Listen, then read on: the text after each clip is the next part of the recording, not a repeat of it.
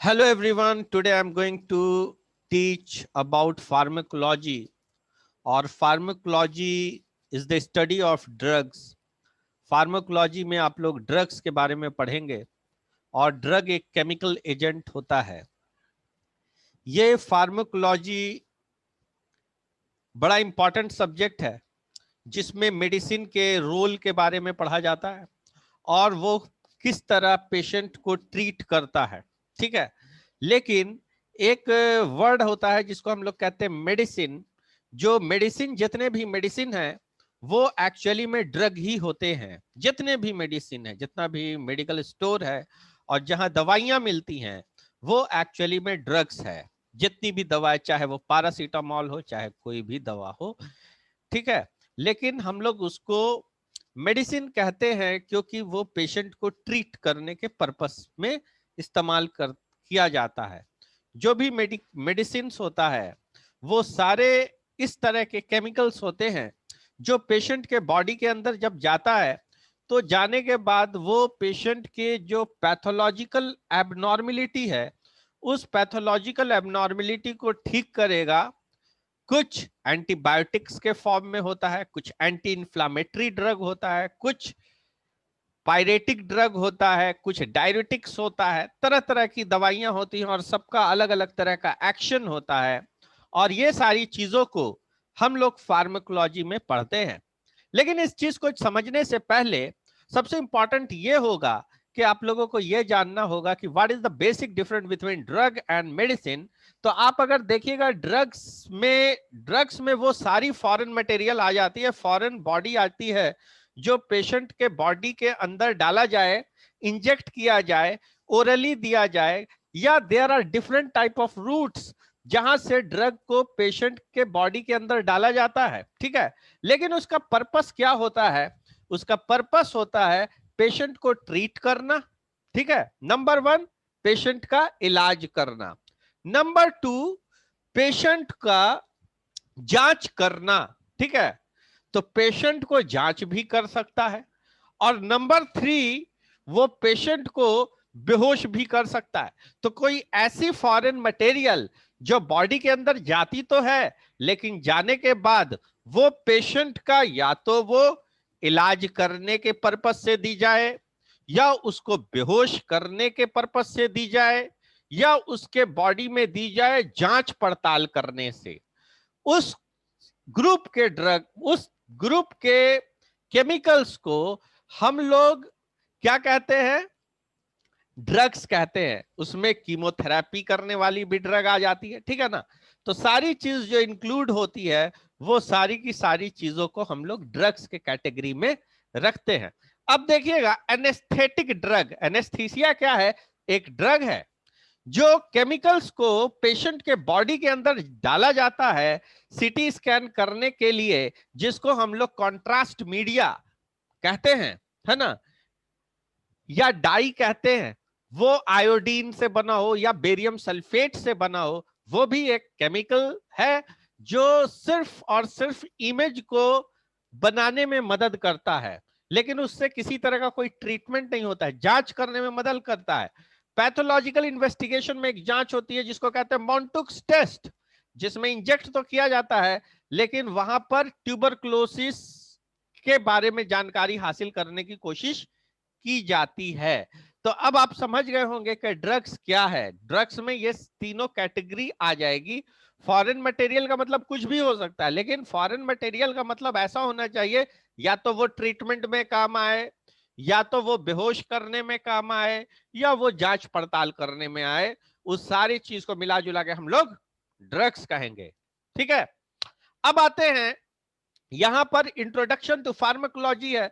आप आज का जो पहला चैप्टर है, पहला यूनिट है, उसमें आप इंट्रोडक्शन को देख रहे हैं, फार्माकोलॉजी के इंट्रोडक्शन को देख रहे हैं। इसमें क्या बता रहा है कि ड्रग्स जितने भी हैं वो केमिकल एजेंट हैं।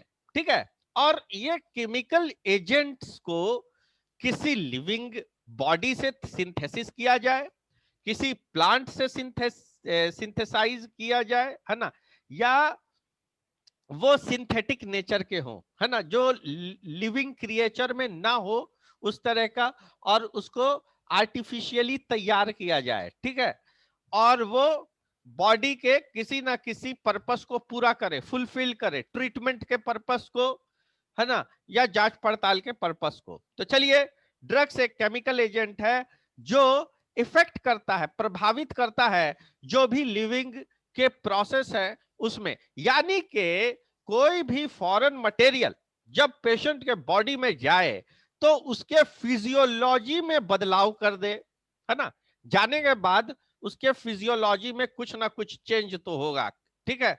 आप जानते हैं उसको या तो एडवर्स इफेक्ट के रूप में वो चेंज करे, या वो कुछ फेवर में आपके कर दे, ठीक है।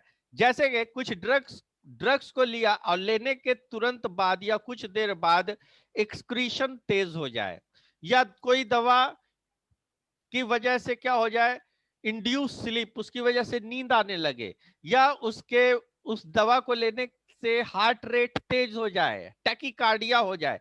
तो ये क्या कर रहा है, हमारे जो नॉर्मल फिजियोलॉजी है उस नॉर्मल फिजियोलॉजी में बदलाव करेगा, ठीक है। कोई भी हो, चाहे वो एनेस्थेटिक हो, चाहे वो डायग्नोस्टिक हो, चाहे वो ट्रीटमेंट पर करने के पर्पस वाला ड्रग हो। बात समझ में आ गई?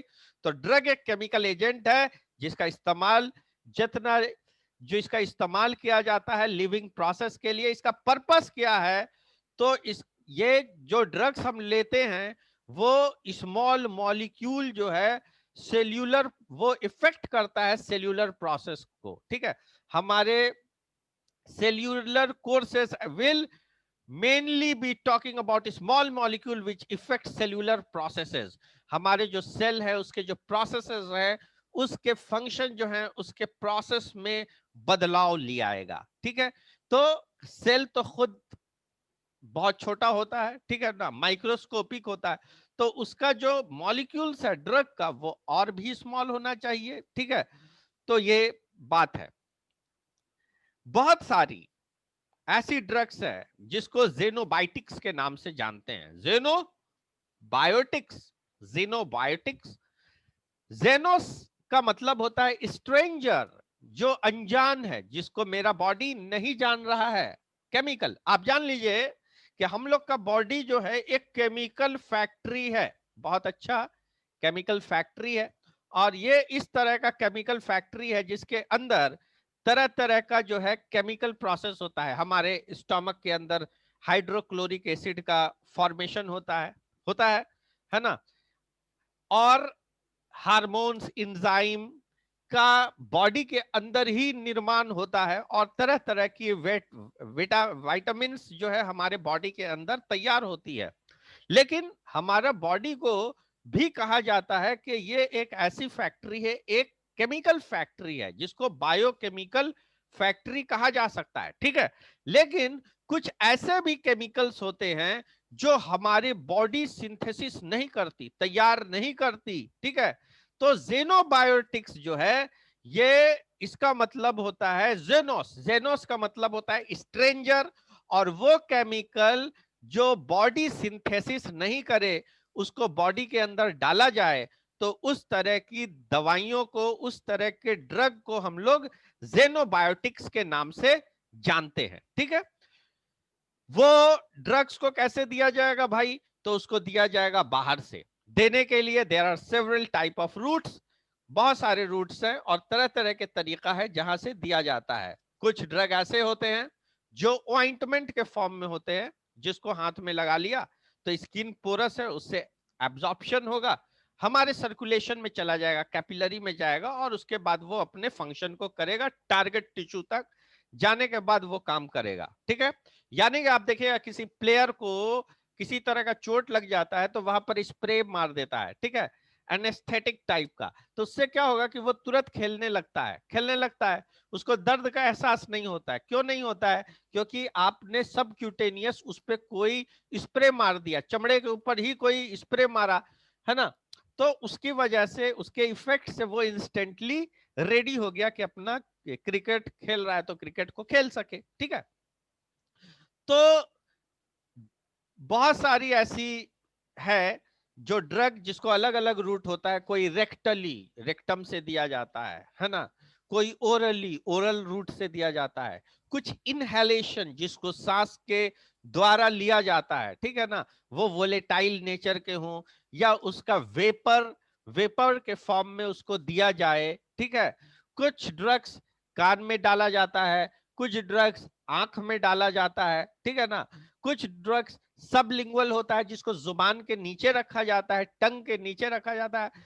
कुछ ड्रग्स को इंजेक्शन से दिया जाता है, तो इंजेक्शन में भी कई तरह का इंजेक्शन लगता है।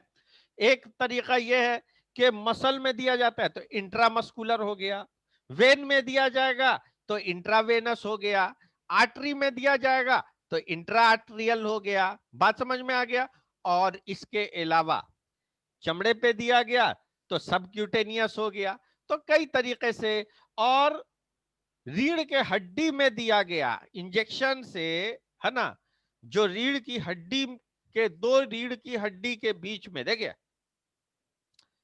ये एक रीढ़ की हड्डी है और एक ये रीढ़ की हड्डी है, ठीक है। तो रीढ़ की हड्डी कुछ इस तरह की होगी, है ना। इसमें यहां पर क्या होगा, स्पाइनुअस प्रोसेस होगा और इधर बॉडी होगा, और दो रीढ़ के हड्डी के बीच में फाइब्रो कार्टिलेजिनियस ज्वाइंट होता है ये, है ना। इसमें फाइब्रो एन्यूलस, है ना,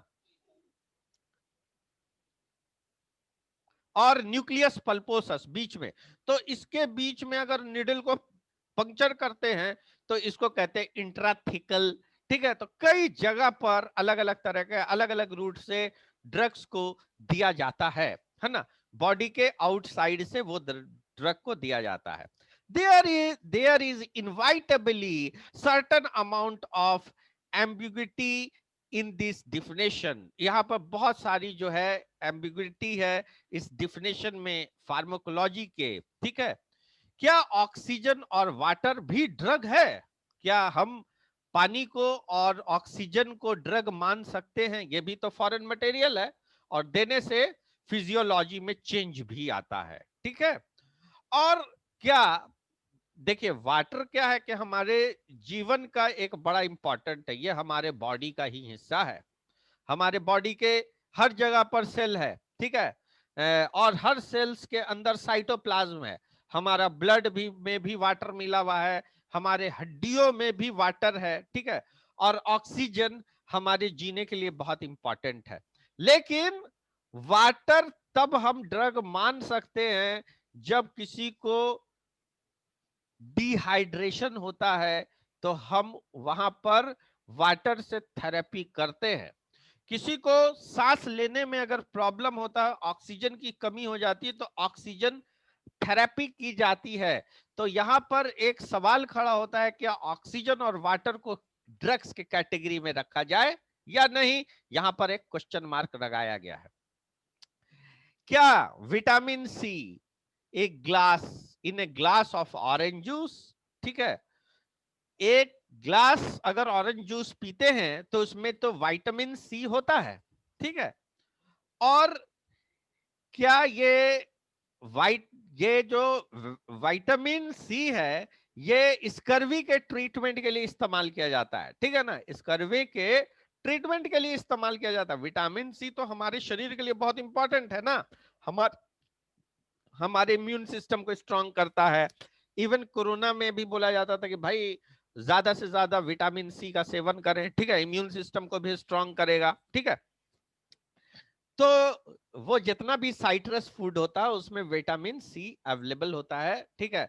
लेकिन एक बीमारी होती है, जब विटामिन सी की कमी होती है ना, विटामिन सी की कमी होती है, तो एक बीमारी होती है जिसको हम लोग स्कर्वी कहते हैं। स्कर्वी में क्या होता है कि जो जो मसूड़ा है वो स्पॉन्जी हो जाएगा, दांत जो है वो लूज हो जाएगा, और उसके बाद जो है वो आदमी एनेमिक हो जाएगा, तरह तरह की चीज होगी, उसमें बहुत सारे प्रॉब्लम डेवलप करते हैं due to deficiency of vitamin C.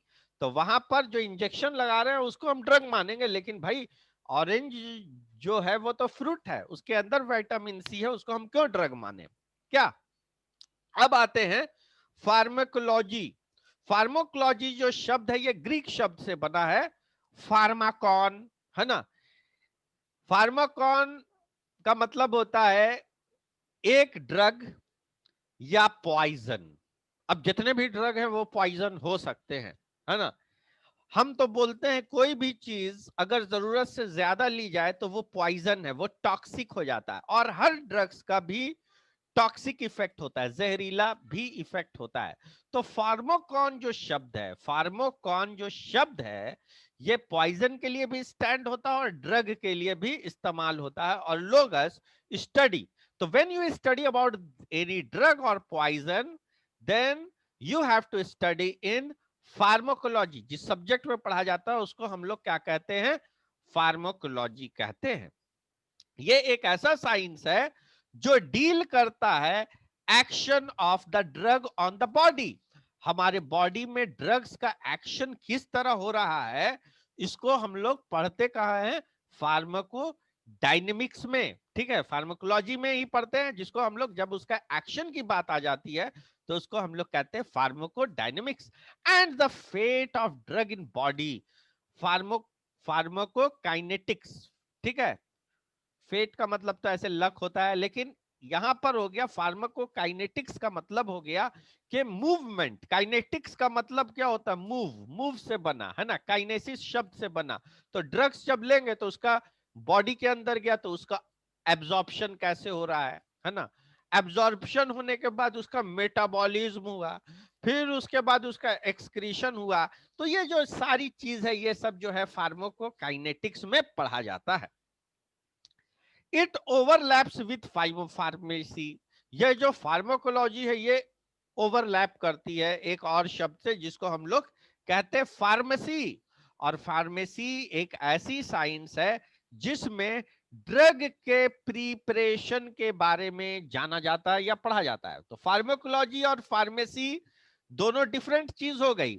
Pharmacy में आप ड्रग के प्रिपरेशन के बारे में पढ़ेंगे, और ड्रग का प्रिपरेशन का मतलब कि आप देखिए किसी भी ड्रग को उठा लीजिए तो उसमें जो थेरेपेटिक पर्पस में इस्तेमाल किया जाता है तो उसमें कई सारे केमिकल्स मिले रहते हैं, ठीक है ना।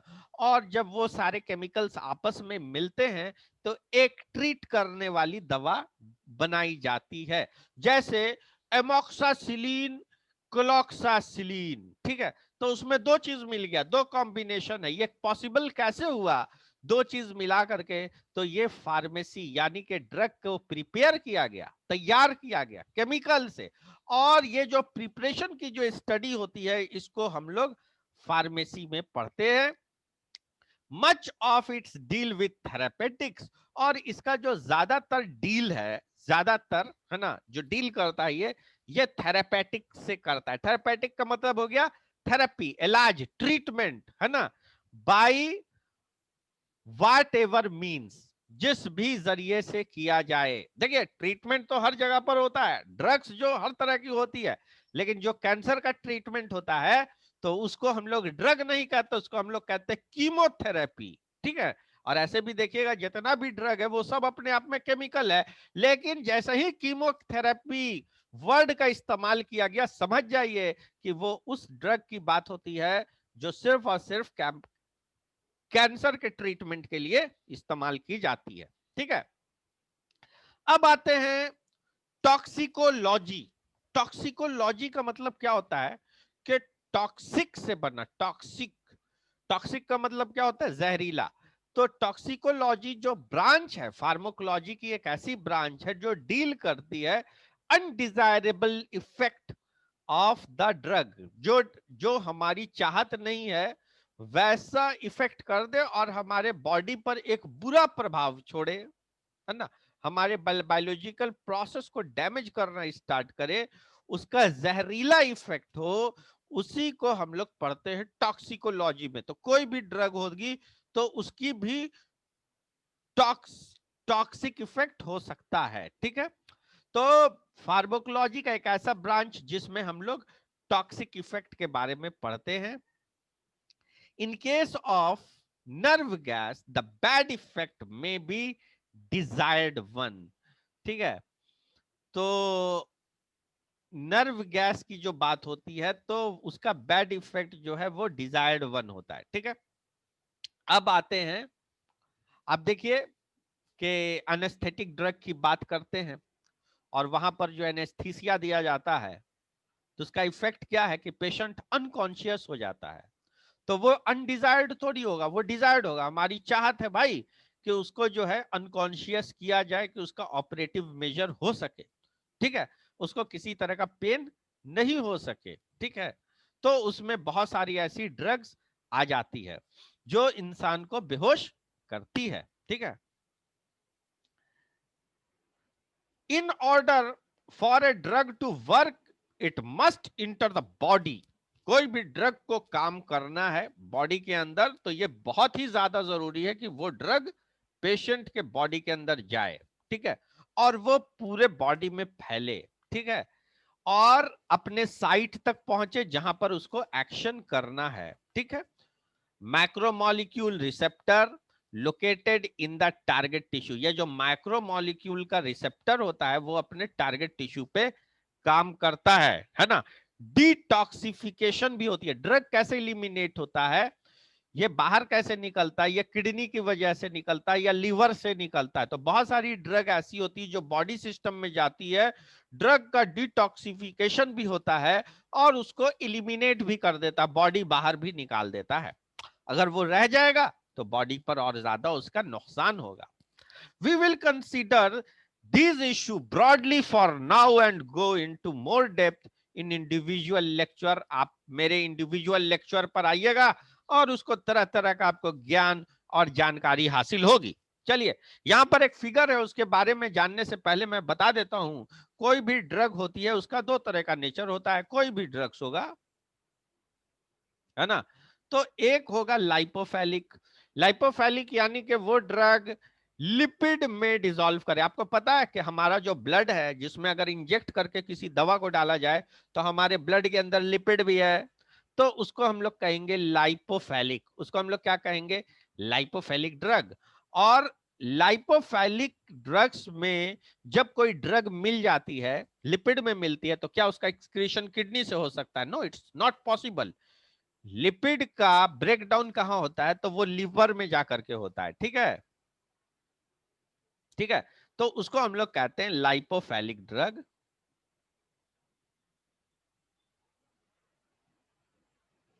लाइपोफेलिक ड्रग्स, ठीक है, जो ड्रग लिपिड सॉल्युबल हो। क्या चीज से? लिपिड से सॉल्युबल हो जाए, है ना, उस तरह की ड्रग को, जो ड्रग लिपिड या फैट से डिसॉल्व हो जाए, उसको लाइपोफेलिक ड्रग कहते हैं। और इसका ब्रेकडाउन कहां होता है? ये सीधे जाएगा लीवर में। कहां होगा? लीवर में। लीवर से ये इसका ब्रेकडाउन होगा और ये बाइल के साथ निकल के ये एक्सक्रीट आउट कर जाएगी, ठीक है। दूसरा जो ड्रग होता है उसको हम लोग कहते हैं हाइड्रोफेलिक,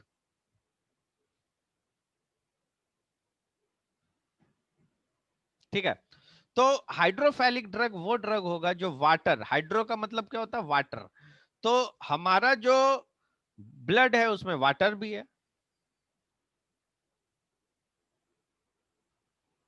ना। और हाइड्रोफेलिक का मतलब हो गया वाटर। और हमारा वाटर का जो एक्सक्रीशन है ना, वो कहां से होता है? इसका एक्सक्रीशन कहां से होगा? वो सीधे हो जाएगा किडनी से, और किडनी से ये इलिमिनेट हो जाएगी, बाहर से बाहर, बॉडी से बाहर निकल जाएगी, ठीक है। तो कोई भी ड्रग होगी वो इस तरह। अब देखिए, कोई भी ड्रग्स होती है तो पहले ये समझाने से पहले मैं अटेंडेंस ले लेता हूं।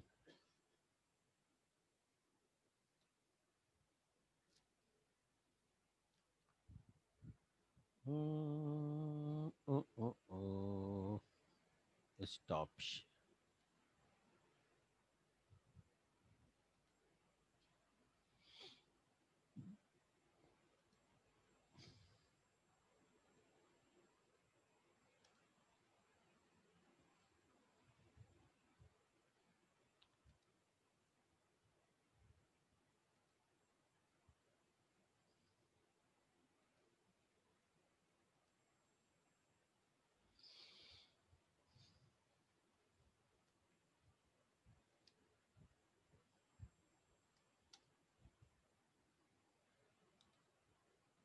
चलिए अटेंडेंस हो गया।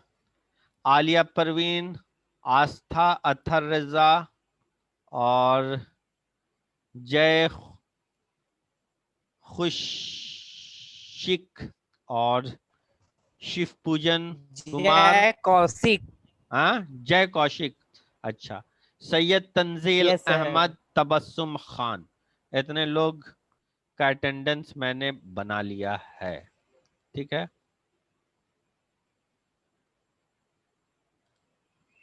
देख लेता हूँ अटेंडेंस बन गया है ना। एक मिनट, एक मिनट।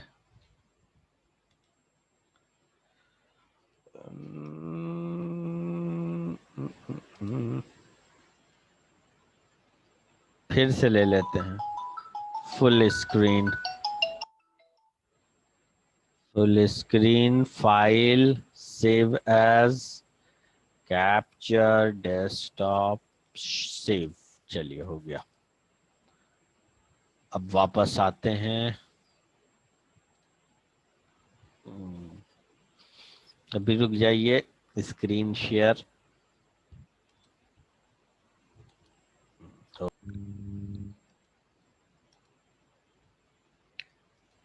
चलिए, डिस्कनेक्ट हो गया था।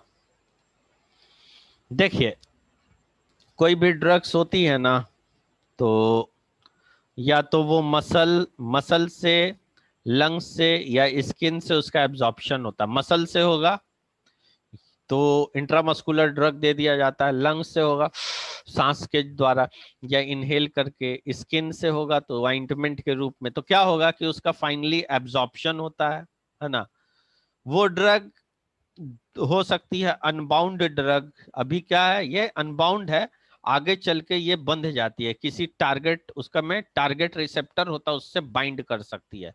तो ड्रग का रिसेप्टर हो सकता है किसी टिश्यू में, तो अनबाउंड ड्रग जाएगी वहां जाकर के बाउंड कर जाएगी किसी टिश्यू में। जो रिसेप्टर होगा वो अपने रिसेप्टर से, ड्रग रिसेप्टर से जाके चिपक जाएगी और अपना प्रभाव वो देने लगेगी। तो बॉडी में वो बदलाव या चेंज आएगा। ठीक है, अनबाउंड ड्रग बाउंड कर सकता है टिश्यू रिजर्वायर के पास। और ठीक है, ड्रग, जो भी अनबाउंड ड्रग हमारे ब्लड सर्कुलेशन में होते हैं, वो फाइनली एक्सक्रीट आउट कर जाते हैं, बाहर निकलते हैं। ठीक है, किससे? किडनी से निकल जाएंगे। मेटाबोलाइट्स जितने होते हैं, जितने भी ड्रग होंगे, उसका बायो ट्रांसफॉर्मेशन होगा, उसके बाद मेटाबोलाइट बनेंगे, उसका इफेक्ट हो भी सकता है और वो एक्सक्रीट भी कर सकते हैं। ठीक है ना। जो भी ड्रग का बायो ट्रांसफॉर्मेशन होता है, ठीक है, वो गैस्ट्रोइंटेस्टाइनल ट्रैक्ट से एब्जॉर्ब होती हैं, इसलिए कि वहां पर क्या होता है, विलाई होता है ना। और हो सकता है कि कुछ ड्रग जो है इंटर कर जाते हैं इंट्रोहेपेटिक साइकिल, है ना, लीवर तक जाएंगे। लीवर तक जाने के बाद उसका बायो ट्रांसफॉर्मेशन होगा। बायो ट्रांसफॉर्मेशन होने के बाद जो मेटाबोलाइट्स हैं वो या तो प्रभाव करेंगे या एक्सक्रीट आउट हो जाएंगे। ठीक है, कुछ ड्रग जो है लीवर से जाकर के एक्सक्रीट करते हैं और कुछ ड्रग का एक्सक्रीशन डायरेक्ट हो जाता है यूरिन के माध्यम से। समझ गया ना। तो यही है। कितना टाइम बचा? 38 हो ही गया है। चलिए, तो आज यहीं पर मैं स्टॉप करता हूं और अगले सप्ताह फिर मिलूंगा और वीडियो को मैं पोस्ट कर देता हूं। ओके, थैंक यू, धन्यवाद, thank you sir. Welcome, thank you sir. Welcome. अस्सलाम वालेकुम। वालेकुम अस्सलाम।